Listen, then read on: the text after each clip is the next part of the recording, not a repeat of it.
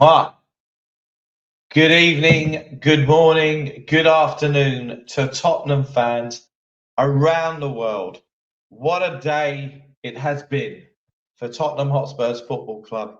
In the words of Bono, it's a beautiful day as at around 3 a.m. Sydney time this morning, Daniel Levy's reign as chairman was confirmed to be at an end. As part of the club issued a statement on the website, which I appreciate has been analysed to death, but let's start going over it again. As part of the succession planning, the club has made a number of senior appointments in recent months. Vinay Vinakasham was hired as chief executive, Thomas Frank as the new men's head coach, and Martin Ho as the women's head coach. Peter Charrington, who joined the board and will now step into the newly created role of non-executive chairman. This is all part of the club's ambition to ensure that it's set up to deliver long-term sporting success. So let's not forget long-term sporting success as decided by the Lewis Family Trust, who have not been around much in the past 25 years, apparently. Daniel Levy said, I'm incredibly proud of the work I've done together with the executive team and all our employees. They mentioned the Lewis family there. We've built this club into a global heavyweight, and we have been competing at the highest level, apparently. More than that, we have built a community. And as the club has confirmed, there are no changes to the ownership or shareholder structure of the club. So Levy, and through his family trust, retains about 26% of shareholding overall. Enoch, the majority shareholder, with bits and pieces picked up by those shareholders left over from days gone by. And so, therefore, looking at this and analysing this whilst drinking and sipping my champagne all day long, the role of executive chairman is no more. This could be argued, and it's just my opinion, that this is a redundancy because it's likely that Levy's role has been made redundant, and that means that when you have been made redundant, you will receive a significant payoff due to the fact that Levy's been there in that role for 20, 25 years now. But that will be revealed in the club accounts in due course when we will see what Levy's payment off was or should be revealing itself. We probably will even see Donna Cullen's payoff as well. And so in the past few months at the club that we all love, we've seen a few things, different things, quirks, nuances. Vivian Levy, Vivian Levy, no, Vivian Lewis, Joe Lewis, his daughter sitting next to Levy at the Burnley game. The departure of Levy allied Donna Cullen, but of course she did have the 3-month handover to practice turning left on the plane and go to the Hong Kong Festival of Fun, which of course we picked up a trophy there, beating the Woolwich Wanderers. We also saw Macquarie Bank register a charge filed with Companies House in relation to security or a charge over some of the assets of the club, which may mean that they've injected or done a loan and provided and needed security for the club.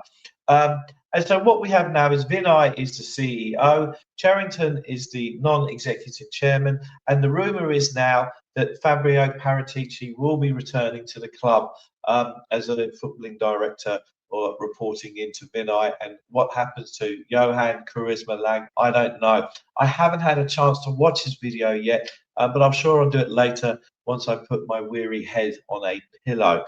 So what is my reaction? So obviously I am known in the small community that we live in the Tottenham YouTube community, in the Cheese Room or the Spurs Show, or Lads at Tottenham, etc., etc. I've always been Levy out, Enoch out. My feeling about Levy and my final straw was since the AVB appointment, remember him, over 10 years ago, that as executive chairman of a football club, in which he is rewarded as the executive chairman of a football club, he has no footballing judgment. And that, unfortunately, is a bit of a problem, but he's paid a lot of money to be an executive chairman of a football club. Perhaps his best spell as owner, from a footballing point of view, was the Poch era, when he briefly had Paul Mitchell in charge of scouting, highlighting, attracting players. Of course, he fell out with him. And John McDermott, for a long period of time, was in charge of the youth setup, who's since gone on to the FA. Coaches have come and gone. I think we got up to about 14 coaches full-time. Football directors came and went, Baldini, Camoli, David Pleat, etc., etc. Even directors came and went. Like, remember Trevor Birch came from Swansea, gave us the present of footballing giant Joe Rodon, and then disappeared after 3 months and went to run the Football League. All a bit odd, really. So where are we at now? So what's the legacy that Levy does provide to us? Of course, there is the stadium. Some people may argue that we are the tenant of a multi-purpose entertainment venue in North London. We're building a hotel. We've got a go-kart track, etc., etc. But the feeling that I think is left by fans is really that football has become like a secondary or a third activity at the footballing stadium, at the sites that we would all go to. Our grandparents took us, our fathers, our parents took us to over the years, and it's turned into a multi-purpose venue. He, of course, the financing of the stadium, which he proudly showed off again to Gary Neville in the overlap recently, was an interest-only loan, which means that we still owe all this money, and at a low interest. Great, well done. Took advantage of the markets at the time. In terms of his pay over the years, the Sunday Times reported this year that Daniel Levy is now worth £500 million, and that he is over the years is the highest paid chairman of the Premier League. And let's not remember some bonus highlights over the years. Of course, he paid himself over £3 million to deliver an over budget and late stadium in 2019-2020. And he also paid himself a bonus of over £3 million for that stellar season. That reporting period included the stellar season of Conte, Stellini, and Mason. And we also didn't qualify for European football for the first time in years. And we also had Paratici, who at the end of the day was banned by FIFA for 2 years from any footballing activity, and so therefore he had to resign as footballing director. One of the ultimate cluster F words of the Levy era. And so what we now know is that the Joe Lewis Family Trust has kind of made its move to remove Levy as the executive chairman. We're now in a situation where Vinay, who has obviously a lot of experience and pedigree in terms of running the Woolwich Wanderers, we've got Terrington, who is a big player in the city and very much aligned to the Lewis Family Trust, in charge of the club. So one may argue that we've now got some adults in charge who are going to challenge each other and not kind of turn it into some kind of royal circle with Levy making all the decisions. So to wrap it all up, I am massively happy that this day has arrived. I'm massively happy and excited for the club that we might be seeing some future investment and the opportunity to maybe just go for it and buy 3 players and pay them 250 grand a week and see where it can take us, because the window unfortunately has still left us a little bit thin in places, although on the whole it's a good window. But that's it from me. I'm going to be enjoying my lovely champagne tonight and singing It's a Beautiful Day by U2 for the rest of the day.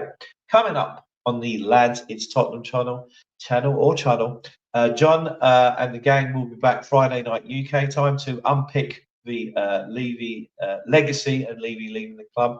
Grumpy Old Spurs is back on a new night now. We're going to go Monday night because we've got Champions League Tuesday night, Wednesday night. That's about 8:30 UK time. Myself, DaveO, Levynomics, don't know what he's going to call himself now, will be on. And we've also got a special guest where we're hoping we're going to have a big old grump off as well. So that's it. I would like to wish you a good evening and good night. What a beautiful day it's been for the history of our club. And farewell, Daniel, from your time on the board. And thank you for your service to the club. So all that's left for me to say is, as always, come on, you Spurs.